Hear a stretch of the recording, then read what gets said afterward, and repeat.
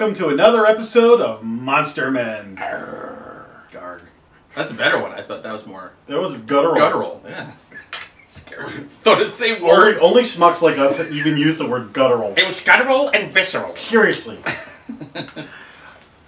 Today, on Monster Men, before we go anywhere, we want to quickly thank the people who have been watching us and spreading the word, sending the link to their friends, and making comments. We really appreciate all of that. First of all, I can't help but notice that you're dressed like an electrician.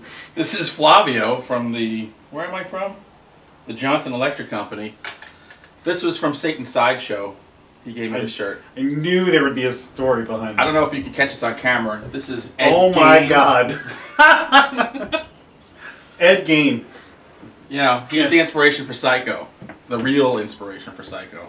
And he had something to do with Silence of the Lambs. We'll do a whole Ed Gein shit. We should. We're going to talk about two of the shining stars of sort of the 80s to now. Like when you look there, you started with Frankenstein and Dracula and all those guys. And then who were the next horror icons to show up? For people our age. It was really Freddy Krueger and Jason Voorhees. So we're going to do some talk about those two clowns. Oh, yeah.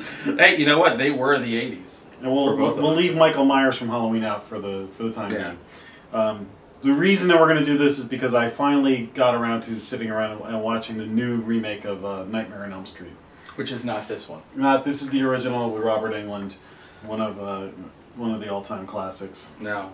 So my question is, now I haven't seen it. I watched the originals just like everybody else. That's where I fell in love with Patricia Arquette for the first time.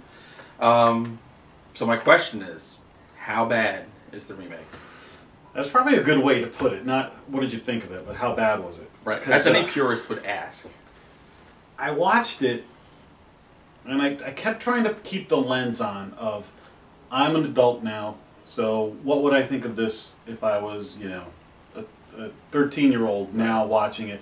And maybe they have a different perspective. But as somebody who is a veteran of, you know, seeing these in the theater when they first came out, when Nightmare on Elm Street 3 came out, we were there front row, first night, everybody went going bananas. I watched this one and I'm going, meh. Yeah. And how was the guy that played Freddy? Oh, Jackie Earle Haley, who was he played Rorschach in Watchmen. And, okay, yeah.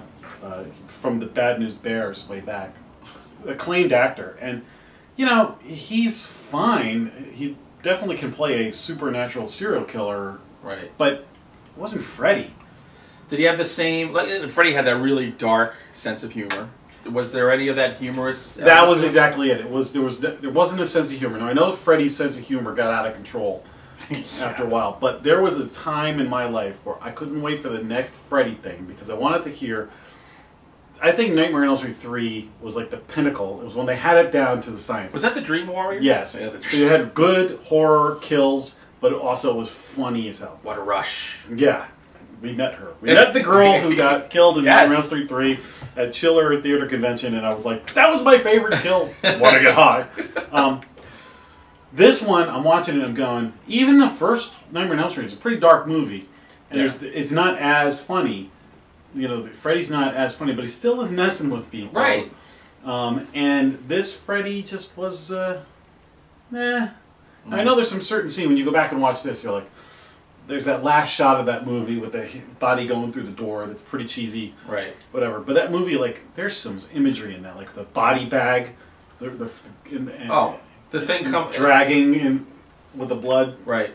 No, the original had a lot of good scenes. That scene with Johnny Depp when he's in the bed. And the blood just... That was awesome. Fantastic. This movie... my favorite thing about this movie was that David Cassidy's daughter, what's her name? Something... It's like Joanna Cassidy or something like that. Right. She's hot blonde. She was on Supernatural. That's how I know who she is. She's in it. And I was like, she looks good in high def. Okay. Which but can't be said for everybody. I just watched it. I was like, really? That's the best you could do? And here's the thing. To me, with a remake, if you're going to remake a classic, and it's a classic for its genre, you got to aspire to more than just, and I'm sure because we're very infantile. We may be in our 40s, but That the way we're nothing. dressed. Exactly. I think it's pretty easy for me to still go into a movie and say, all right, here I am, I'm 17 years old. How am I going to feel about this? And if it doesn't even grab you when you go to that mindset, what's the point of the movie? Now, the thing is, the Friday the 13th remake that they did a couple years ago, I thought was better. That shocked the hell out of me how good that was. Well, yeah, like, and maybe Jason's just easier because it's an easier formula. And it was definitely, it wasn't perfect. No. But if you go back and watch the Friday the 13th, you're like, I think my memory of Jason is actually better than most of the movies of Jason. Right. No, I mean, I think they did a very good job of, because Jason is just such a bizarre character, and you have Jason movies are great for just saying how many different ways can I kill people, and they did a great job of him killing people in ways you never even thought of. But they also did the good thing where they did nudity. That's key for horror movies, and I wrote an article about that for somebody. You need nudity, especially in like with the kids at the camp. Yeah, that was totally part of it because Jason almost punished people who were naked.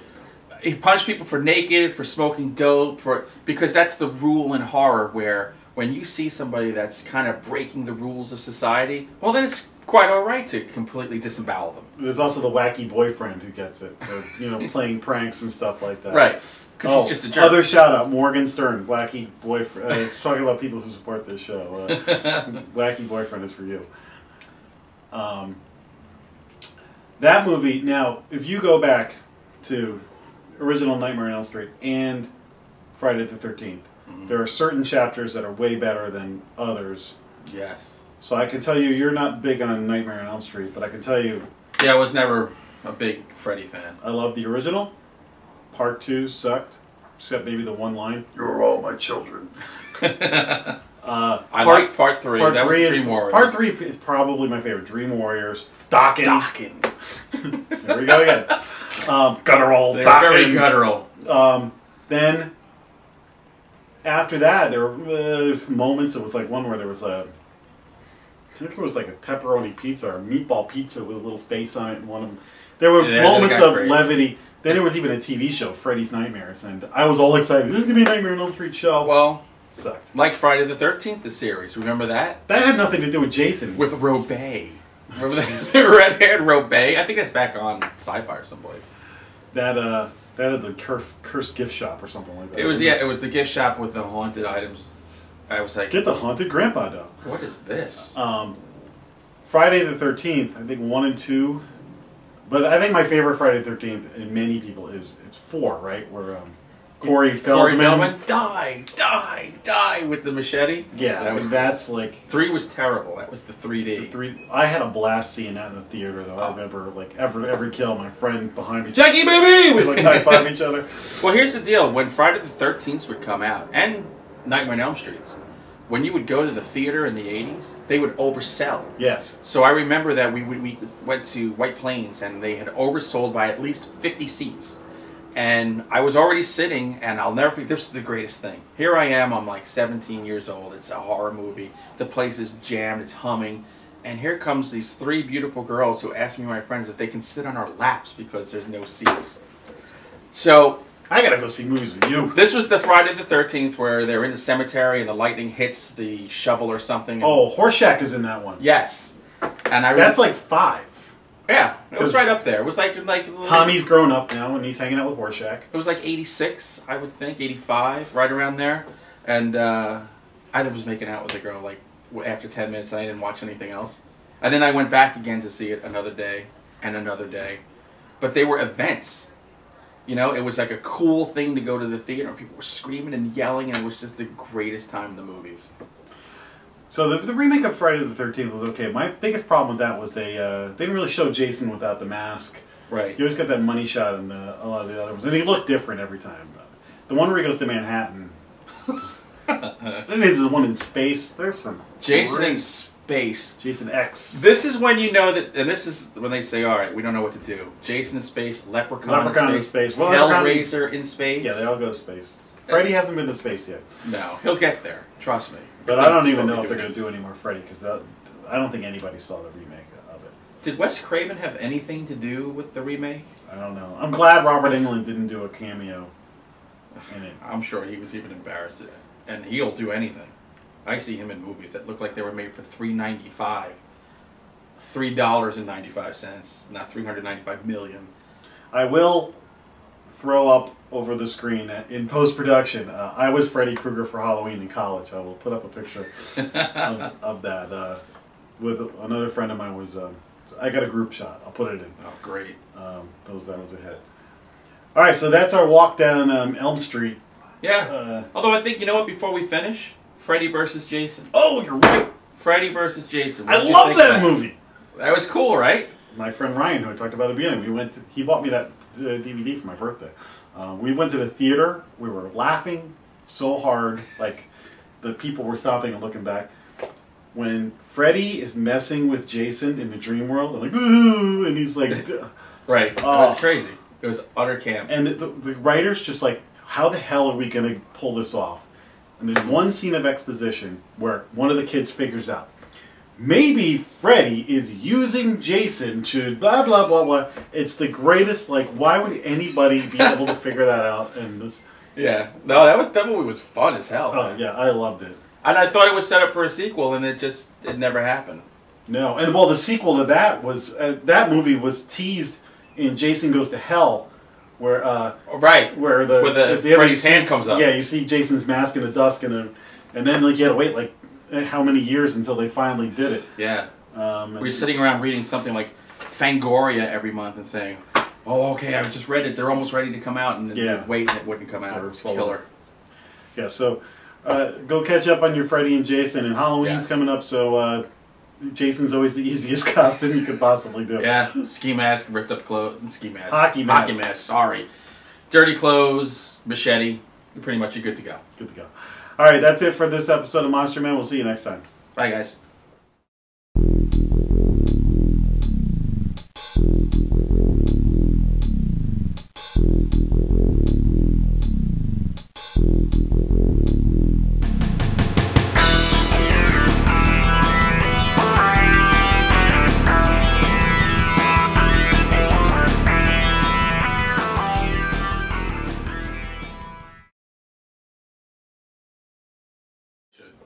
Anyway, what we want to do is also just thank a few people in particular, and I know that the people we don't thank are going to get pissed at us, but that's good because then we'll just mention you in the future episodes. Exactly.